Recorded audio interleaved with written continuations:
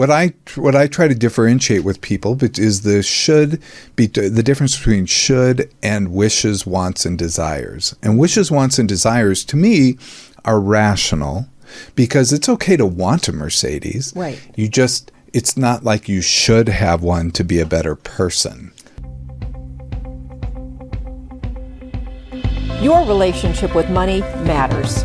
I'm Michelle Perkins, and this is the Money and You podcast, where I will be breaking down your relationship with money, offering tough love money tips, and a money dating plan that will focus on lifting the barriers to success to help pave the way for better money practices and increased wealth.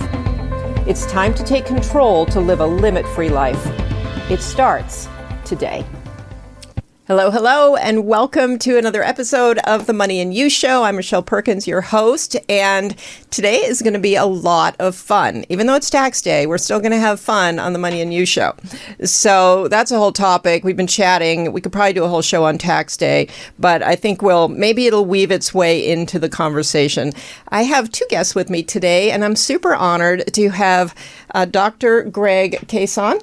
Hi. Pronouncing that right? Yeah. Greg Cason. Yeah. And Brian Gomez. And Brian is a producer on Dr. Greg's podcast, Off the Couch. And so today's going to be a great show because we're going to really get into psychology. As you know, if you watch the show at all, I talk a lot about your relationship with money, how you interact with it. And most of that is emotionally driven, and there's a lot of psychology behind that, only I'm not a psychologist. So I'm super excited to have somebody who can speak to that from a much deeper place of understanding of how all this works. And, you know, the whole world in personal development is talking about mindset, and especially money mindset and all kinds of things. And so we're going to really dig in today and have an expert help us understand some of these aspects of how we relate to money. So, welcome. Excellent. Hello. I'll do my very best. It's great to be here with you. I want you to just give a little background. You are a psychologist or psychotherapist? No, I'm a psychologist. Okay. Well, psychotherapist is sort of that general term. It's just like, I don't know, like man, but you don't know what type of man they are. But yeah, so I'm like I'm a psychologist, I have a PhD in psychology from the University of Houston, and I also went to UCLA and Northridge and UT, Austin. So I have, a few schools behind me. Yeah. And so I've been practicing here in LA for about 25 plus maybe years. I'll have to think about it. I used to have a show on Bravo called LA Shrinks. Oh, cool. And now I have the podcast here, which is the Off the Couch with Dr. Greg, which Brian is on with me. Yeah, great. And you specialize in cognitive behavioral therapy? That is correct. Okay. That is looking at how your mind impacts your feelings and behaviors. But I think even that shortchanges it a bit. It incorporates all the aspects of functioning and even our environment and how we can improve our lives. So. Yeah, that's great. And I kind of love that people hear the term because it is out there. I mean, I don't know that it was 10 years ago, but these days young people are talking about therapy a lot, and and they're talking about the things that they've done that have helped them. And so I think, so it's gotten some good press. Yeah, it's been a big revolution because when I got into the field, I will tell you, what a way to disappoint your parents to say you're going into therapy. Right. And they're like, oh, but just don't complain about me. No, I'm going to go learn it in school. And they're like, oh, that's what a poor choice. But in fact, I think it was really the very best choice for me. I mean, I really followed my heart and it paid off, so it was good. Yeah. It was actually my high school dream was to be a therapist, and I thought that's psychologist is what I was calling it back then. And I don't know, I got sidetracked in a variety of ways, but I feel like there's still part of me that really loves that. Well, I think what's really great about your show is I really feel like you are a therapist. I mean, we could say a money therapist, but you really address all the same issues, all the same life issues. And as we can probably talk, money really is, well, in my profession, it's something we call a generalized conditioned reinforcer, which means money stands for everything else. So a conditioned reinforcer is like a token. So if you go into an arcade and you play games and you get tickets, then you get tickets stand for tokens that you can then purchase something with.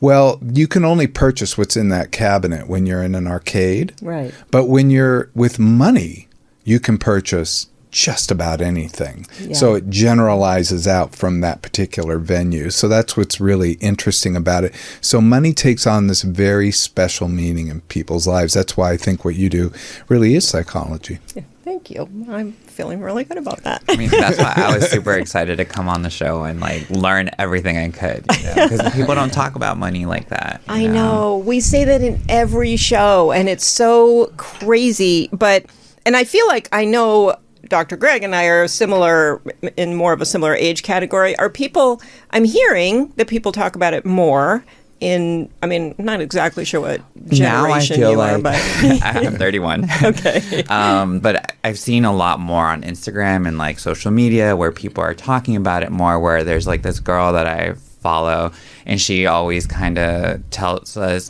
what we should be doing money-wise and how to make money work better for us, whether if we're traveling or shopping or anything like that for our generation in that sense. Yeah, which I think is amazing, because I know my kids are getting all this financial information coming at them all the time.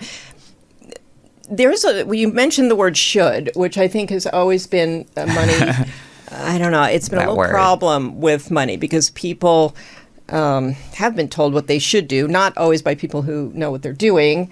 And also there's this, I don't know, there's a lot of shame around money, which maybe we can start there. Let's talk about it, because, oh my God, you're speaking my language. The word should is one of my biggest preacher points, if you will, because should implies that you're doing something wrong. If you're not doing what you think you should be doing, you're doing it wrong. Right. So you automatically set up people into this black and white sort of, place.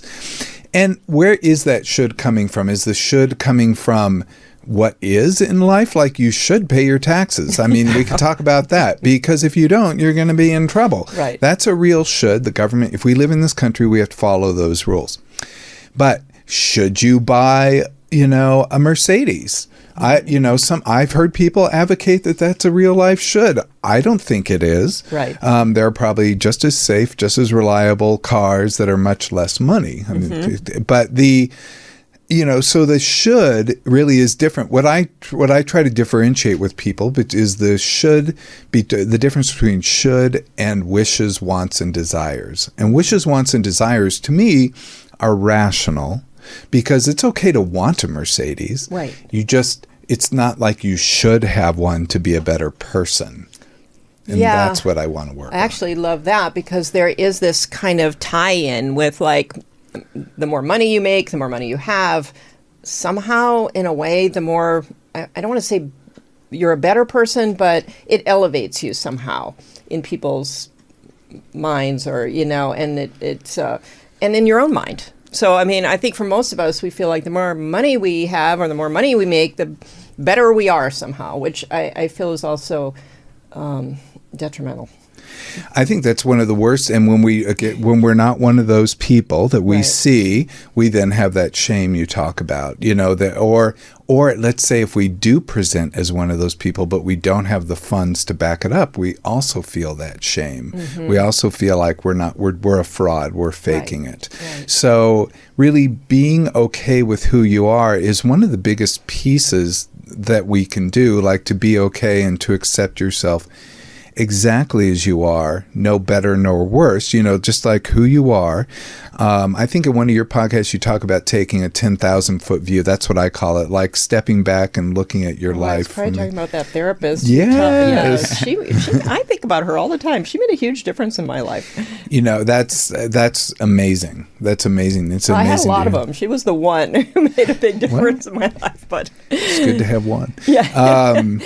And, so I was thinking about about that and just like what a brilliant way to step back, to step back and look at your life. But I also want people, when I do that with that kind of work with them, is also to, when they zero back in on their life, to accept themselves exactly as they are, like radical acceptance for the moment. So if you have, like I did, we were talking before the show, I got a huge tax bill yesterday, and it threw me, talk about throwing you for a loop. I was very upset because I thought I did everything right this year for the very first time. Oh. Well, so I have a 0 batting average, apparently. Well, actually, you did do everything you were told to do. So I think you did do everything right. But nonetheless, here came that bill. But, and I wasn't prepared for it. So, I'm going to have to deal with that. I felt very bad and I was ashamed, and it was really a hard day yesterday.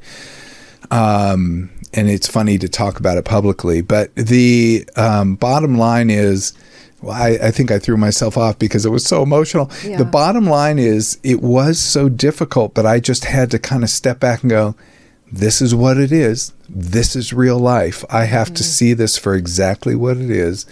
And that's the only place I can go from is reality. I can't declare it shouldn't be that way and be angry and huff and puff.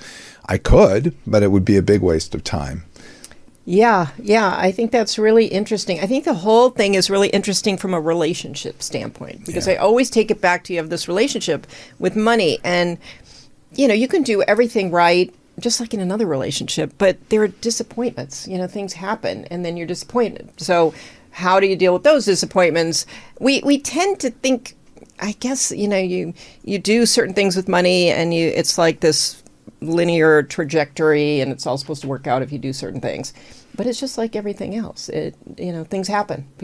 You've got this plan and then you lose your job, or you've got a plan and then you get a tax bill that you didn't expect. And so, but life is always like that, right? To use baseball analogy, curveballs. Yeah. So what do you tell your patients? Because that's hitting them, I'm sure, when they're coming in to see you.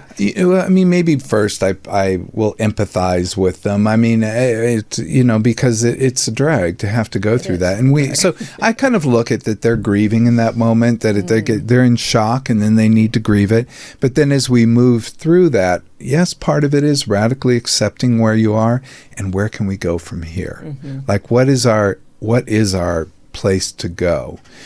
So that's when we start to develop a plan and start to go more into those things. So, and I think the empathy is actually a very important part. Oh, in another podcast, you said you didn't know that. Oh, I think I wrote to you. I'm so sorry. No, it's so I love funny. that. I thought that was because you said empathize and empathic or empathetic. Empathic or empathetic. And I love what you said. I said I had to look that up 2 years ago when I was teaching a class. But you also said you didn't. I'll remember this forever. This is how you remember what words to use, because you said empathetic has pathetic in it. So I don't like it. Yeah, I'm with you on that. I'm going to go with that. So I always use empathic for that exact reason. I don't like the pathetic word because I don't feel it's pathetic to empathize with somebody, you know. But to connect with somebody and to really have them resonate with you actually makes them feel stronger, because then they feel more connected. Mm-hmm. And then it helps them to be able to let go of the shame and the pain to be able to take a new action. Yeah. Thank you. That's beautiful. And I think with money, things feel very, like when you feel like you have to take money out of something to pay something, like it feels like it throws you so off your plan, and nothing's going to work out now because you had to have the setback. But I think over the years, 20 years from now, it's a non-thing. It really didn't necessarily impact anything. I mean, you can make up ground and make up, all kinds of things with money, just like you can with anything else. So... so true. I when I went through school, I was all public school. I worked and I did financial aid and I had scholarships. But I mean, really, it was just a hodgepodge of like trying to limp through. I never thought I would pay off my student loans. Never. I mean, I thought I'll have these till I die. And eventually I did, and so it's eventually you get there. in my mind, it was just setting the intention to pay them off. And then, now this is where I really want to ask you too about the whole subconscious thing, because I'm a big believer in setting an intention, putting it out there, like believing it's going to happen. And I don't know, things get put in motion. I mean, both in your mind, but also in reality, you start doing things like paying the loan payments. But what is going on in your mind, in your brain, when you start to either visualize yourself doing something or just deciding you're going to do something? Is there something that is going on there that helps you, that gives you an assist? That's a good question. Goethe had a quote like that. If you want to do something, believe it and start it. There's power in the action or something. I can't remember the quote. It was a good one. My podcast is filled with me not remembering things, by the way. But the mostly movie titles. But the bottom line is that when we make an intention, we're generally making a decision based on our beliefs and values. So I think in some ways, when you're making an intention, you're already putting yourself in line with how you already want to be. This is, I don't know that there's scientific backup on this. This is just what I think. But I think that once you put yourself in line with your own values and your own beliefs, it does start to make everything work together in sync.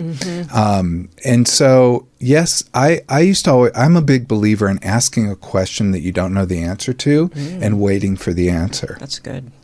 Because I do this with clients a lot. Like, they'll go, I just can't, I've been trying to obsess on this, or I'm trying to think. Just ask the question.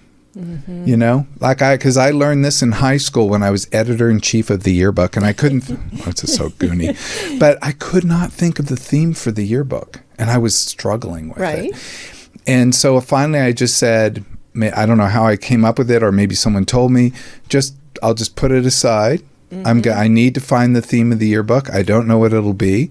And one day when I was taking a shower, I had one of those moments, of course, when you're taking a shower or driving, I think those are the two, that you all of a sudden have that moment, and it came to me. So I think with intentions, with anything, we've got to let our minds do work for us. We don't have to do all the driving. Sometimes we can let it do the driving. Yeah, I couldn't agree more. I love coaching too is all about the questions you ask, and asking the wrong question is going to have a negative impact potentially. But asking good questions, your mind does. It just shifts into like, I'm going to find the answer to this. And if it's a question where the answer is most likely going to be some kind of a positive or an idea or something, it's pretty interesting. I'm fascinated by it. But I do believe in it. I do believe it's good to, set yourself on a course. Yeah. And, one, you've got to do what you can as part of that course, but on another, know that you're on that course. Right. It's sort of like, I'm going on the 405. I don't have to think I'll arrive in San Diego, because one day you will, or, depending on the traffic day. But yeah, when you're on a freeway, and you'll eventually get to your destination. Right. Yeah, I love that. And I think money, there's kind of this idea. People think if they get the right job, or, if they just sort of put things in motion, you'll eventually get there. But, you haven't defined there, for one thing. So I feel like that's a big part of it, is clarifying for yourself kind of what your intention is, and then asking yourself those questions, like, how would I do X, Y, or Z? Well, and it's with that 405 or with that freeway example, you get on the freeway and you don't set an intention to where you're going. Yeah. You're just going to drive aimlessly and eventually run out of gas. So you do have to have a place you get off.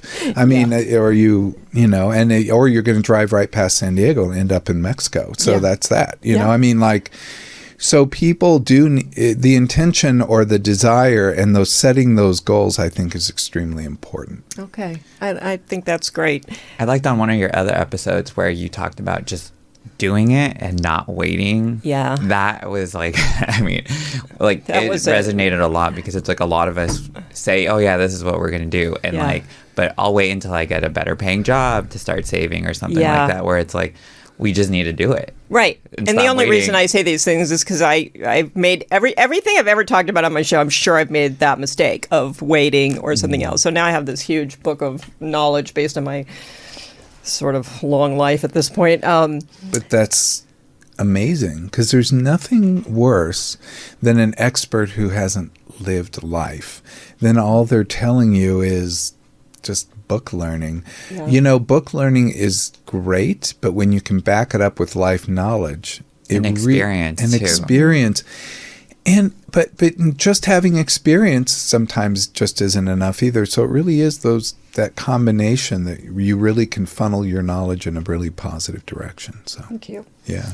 Well, one of the things that I heard on your show was about self-compassion, and I can't remember, and immediately when I'm hearing that, I'm thinking, oh my gosh, that's so important with money, because there is all that shame, and there's all these mistakes, and everybody else is doing well, and I'm not. And I mean, especially if you get on social media, you can get pretty overwhelmed by, I think they think they're making it easy, like, let me show you how to make money, and I mean, big amounts of money in 6 weeks or whatever. It's all crazy town. But I would think that feels very overwhelming. Even in the city we live in, I mean, we live in LA where people are here to like chase after their dreams. So you are surrounded, your peers are all doing great things, great jobs, great money coming in. And it's like, if you're not doing the same thing or making the same money or, success-wise aren't on the same level, it kind of feels like you're doing it wrong, Yeah. And of course, as you know, a lot of this is a myth. I mean, a lot of this looks like people are doing really well, but I mean, I'm assuming, because I see it in my practice, I see it just in the business world in general. Their businesses look amazing, and they're not. I mean, if you actually dug into their numbers, they're not as amazing as some of them look. I mean, some of them are, but people tend to project kind of this idea of what they want their business to be, and maybe that's sort of the setting intention. I don't know what that is, but it is difficult for people just observing it and thinking, and then what is that when you take it in and make that like internalize it? Yes, thank you. Yeah, but I think you're making a really great point, and it may be very regional to LA, because I didn't observe it as much in New York. When I was in Houston, I really didn't observe it as much. There was a lot of gaudy wealth in Houston, but for sure. There was a lot of wealth in Houston. But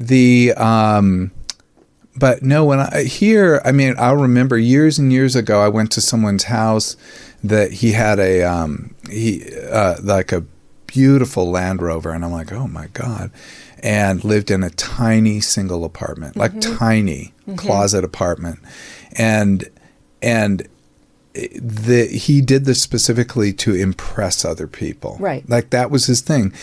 And that doesn't work in some industries, but boy, it sure works in Hollywood, because people will look at just the external and think that's that. That's why I think there's a lot of people who move through here quickly and who actually have failed this and that.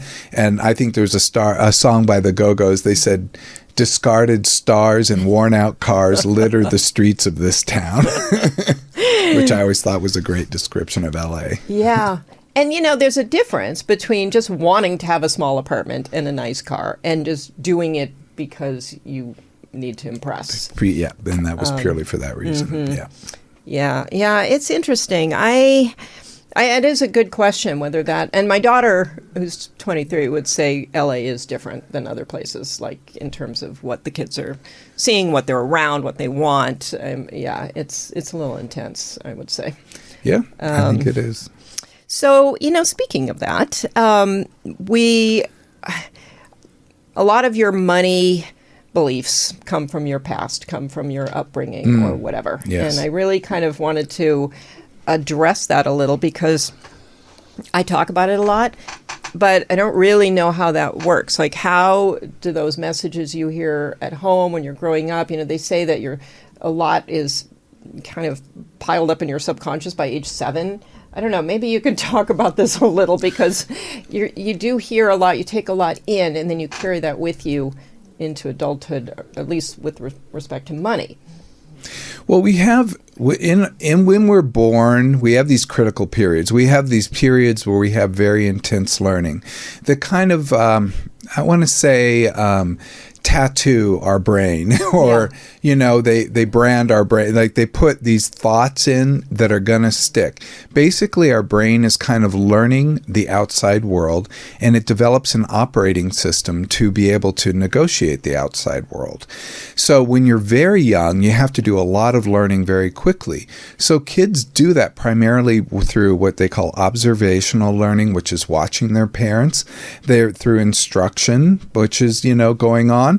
They also have their peer group and parents. We also have TV, and you also have like your neighborhood and all these different places you're learning about money and what that is. So money is one lesson you're learning during that time.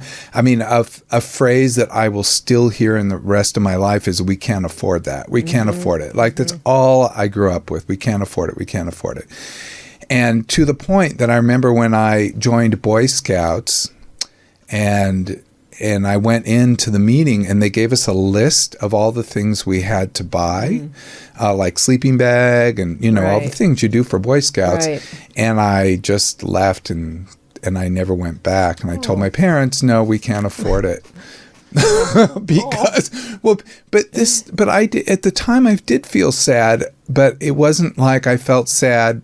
I just felt bad that we couldn't afford it. Mm-hmm. Like I got branded that was what was going on. So, and I lived around people who had a great deal of money. So that, that dichotomy is kind of rough sometimes, I think. And I didn't realize that till later. So we all develop these beliefs early on. Mm-hmm. We also have critical periods when there's any kind of trauma. We also will go through learning. So if you can go, like you had talked about that big, on a previous podcast, that big tax bill that you got. I never forgot. Yeah, but that was a learning point for you. It kind of got tattooed on your brain. Now I have this particular learning point, and that belief system then changed, and you changed your behavior as a result. So we can have these things go on throughout our lives, where we continually kind of reconfigure the software. We get new versions.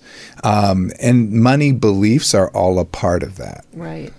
Yeah, thank you. I think that's really interesting. I also think, like any belief, I mean, this has been my stance anyway, is that, any belief is yours to change. I mean, you kind of, even though it's ingrained and you heard it and it's repetitive and, it's carved some, neural pathway or whatever, you can... Well, I mean, you're probably seeing my hesitation because I'm like, it's not that easy. No, and I'm not. Here's the thing. Here's how I liken it. I'm going back to the freeway example. I do this with my clients, but I'm just sick of the freeway. But I'm like, okay, you can always learn a commute to go home. We can build a second freeway that's better, that's faster, that's more efficient. And we'll build that freeway. Okay. But every now and then you're going to be driving along, and you're in that mindless spot, and you just go down the old freeway, or you just miss the old freeway, or you just wanted to get off somewhere on the old freeway. So bottom line is, the brain will never let go of those old beliefs, because the brain always believes one day it might need them. I've heard people say that's not the case, but we already know there's this thing called diathesis stress. Well, it's just stress diathesis. Basically, it's that whenever you have a kind of big setback or big stress, you go into this old belief system. So it's like you regress. You know how when you go home to visit your parents and you're like, all comes rushing back. You feel like, ugh. Yeah, you feel like a little 10-year-old in your house again. I know. I worry about that. My 26-year-old son moved home because he's going to go back to school. And I mean, I'm trying to be cool about it, but I keep thinking, I hope he's not like feeling... like we think he's like the same little guy he was. I'm trying to treat him like an adult, but it's just weird.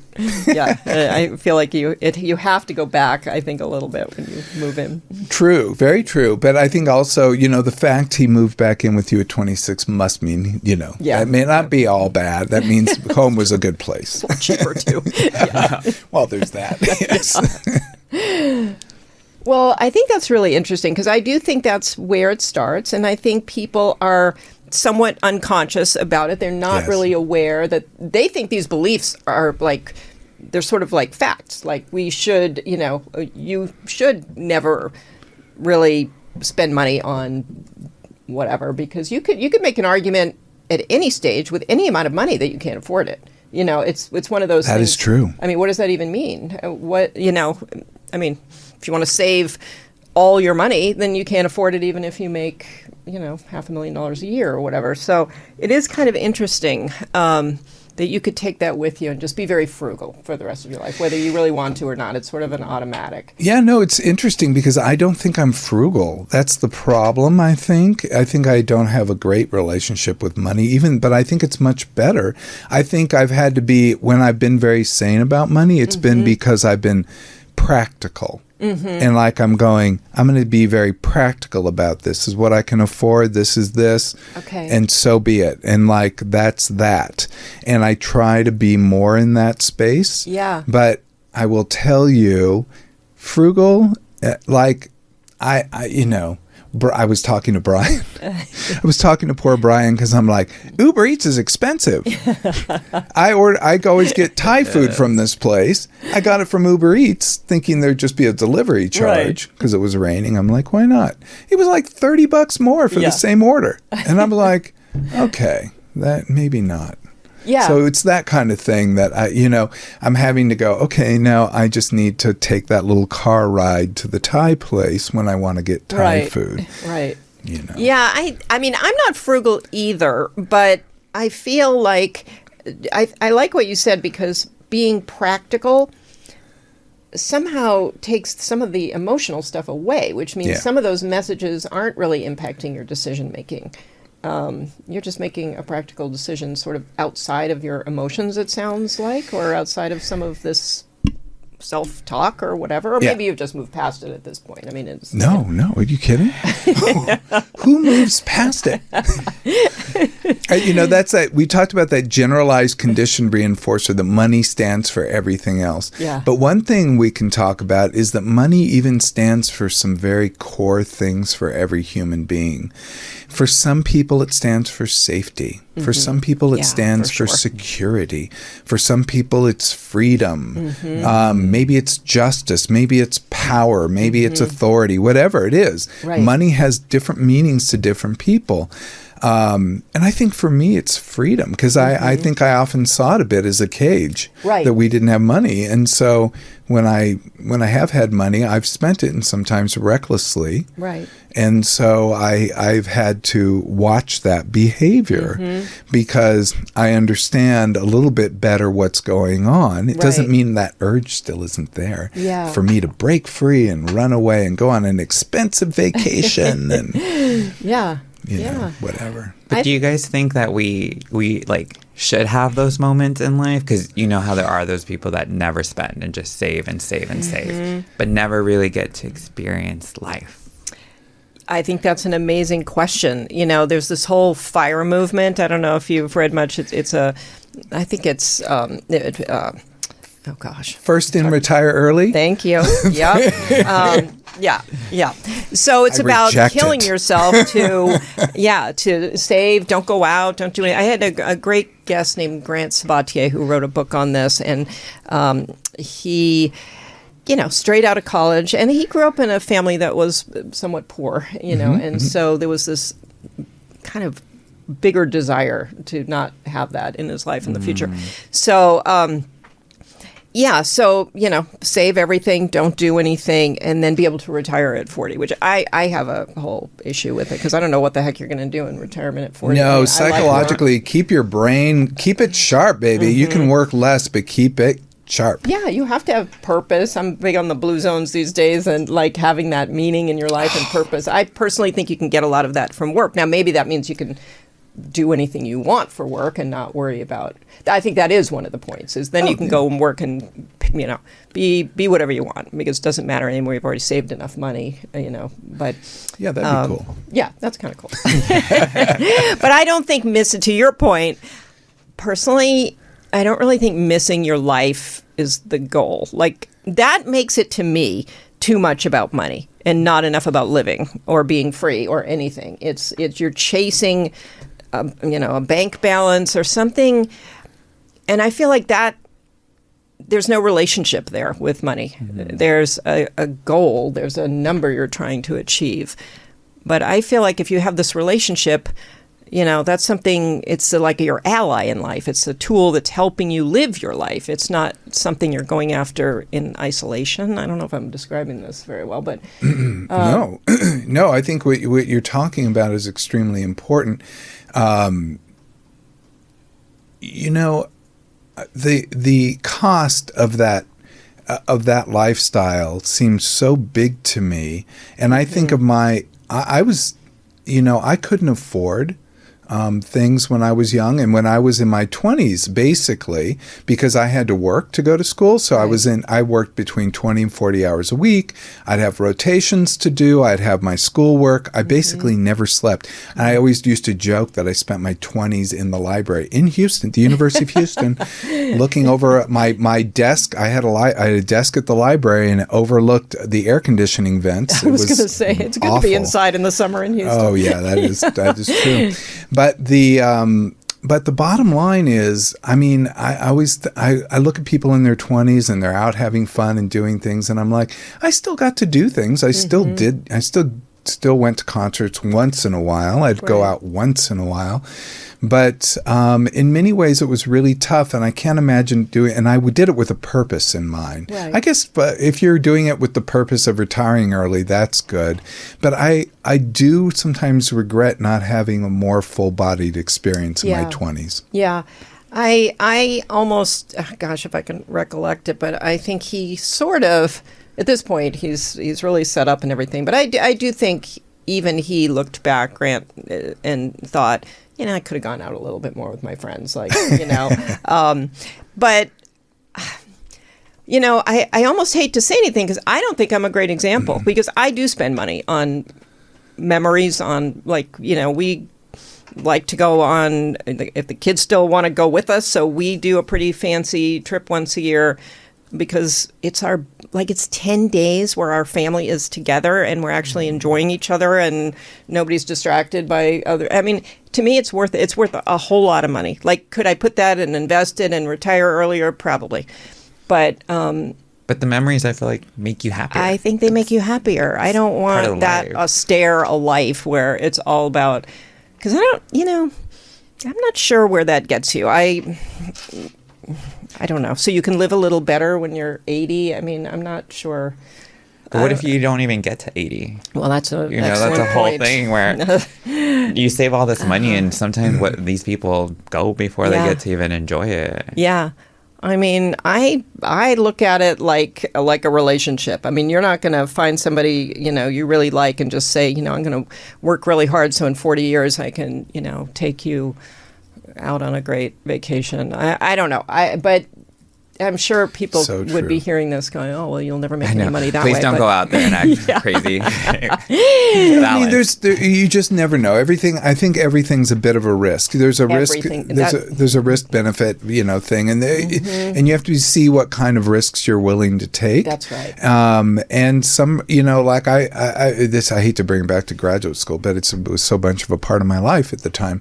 But I remember watching people get all the way to the PhD, all the way to the dissertation, and eat it, and not finish. Right. And I'd be like, oh my God. I would, I wanted to go and rescue them because but I'm sure that was a life choice they made. I mean, the dissertation, why they put the most difficult thing at the very end, I'm not really sure, but it is the most difficult thing and it really is a mountain to climb.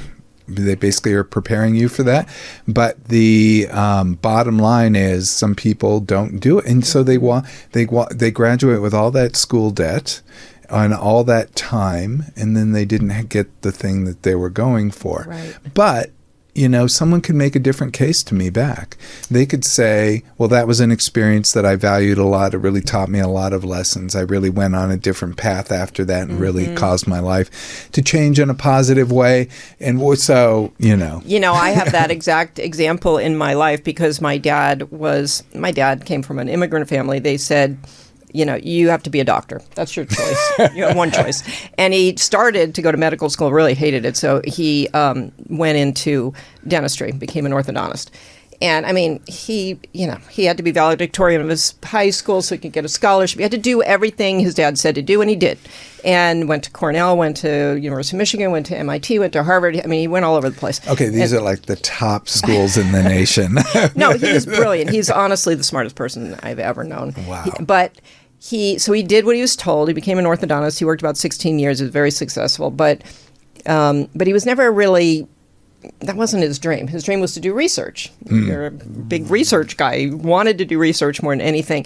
So he got kind of depressed in like his 40s, I guess. And I still remember him just kind of walking the beach. Like he was, anyway. So he changed his whole career. And he was doing really well. He decided to go back to school. That's actually when he went to MIT, was to do postdoctoral stuff, and became a cell biologist and became a professor and a researcher. Wow. But our life, really changed. It was a big financial hit.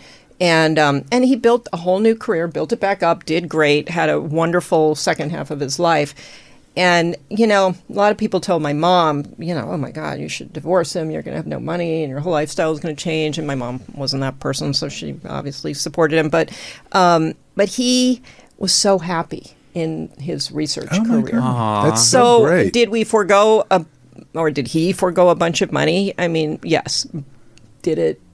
Was it the right thing to do? Yes. So brought him a lot of happiness and satisfaction. And my mom used to always say, I don't think he would have lived very long if he'd stuck with the original career. You can't tell. I just got goosebumps.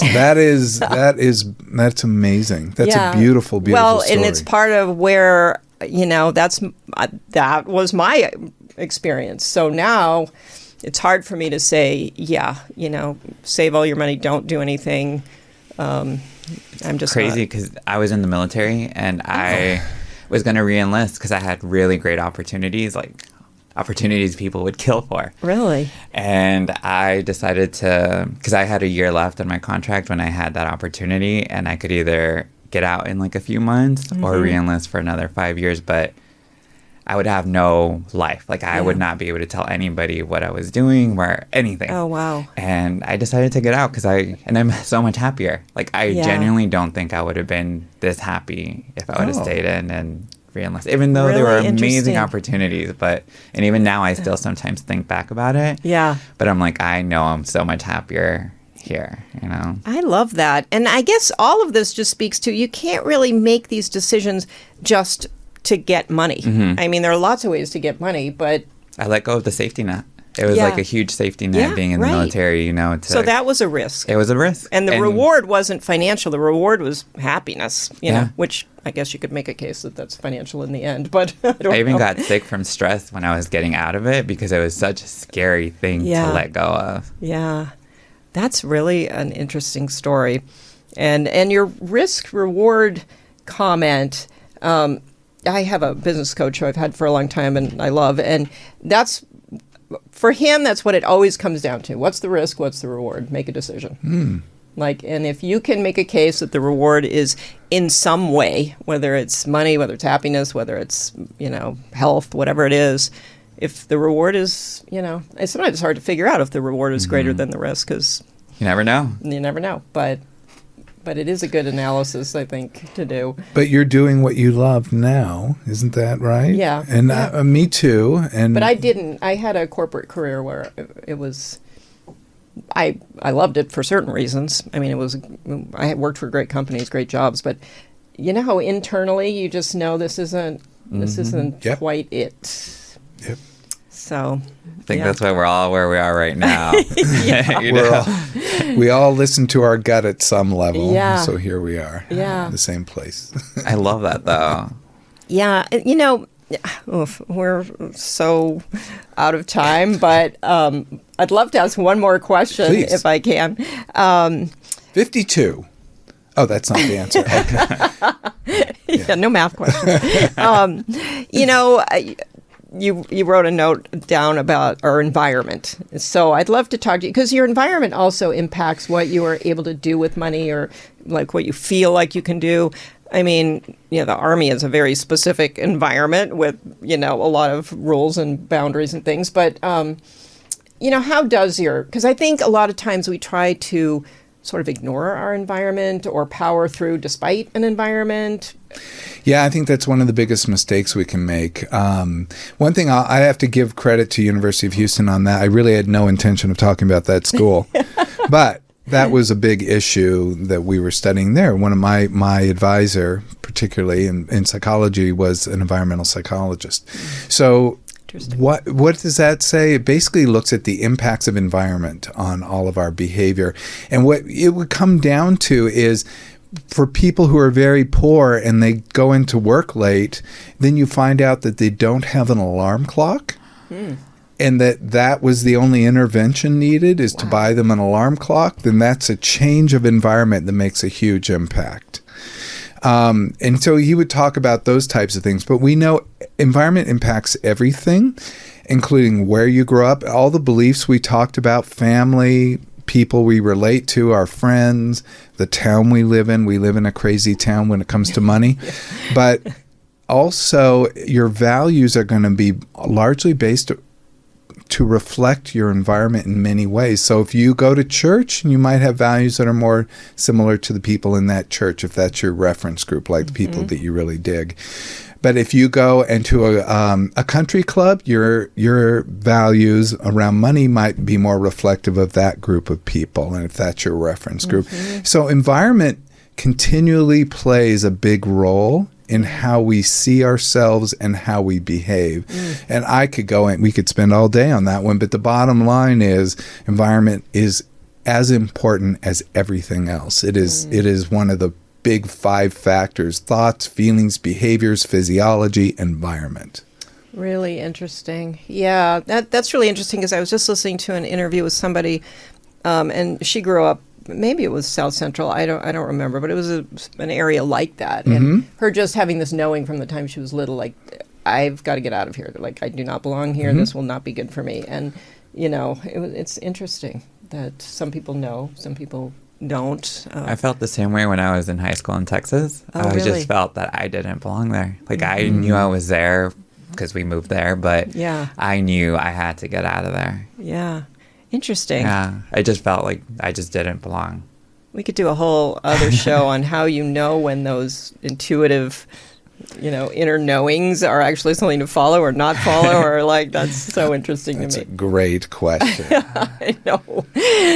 Well, I hate to do it. I've never had a time when I thought, I could do one of those like 4-hour like podcasts, but I think I could today, but I'm not going to. We were talking about that today.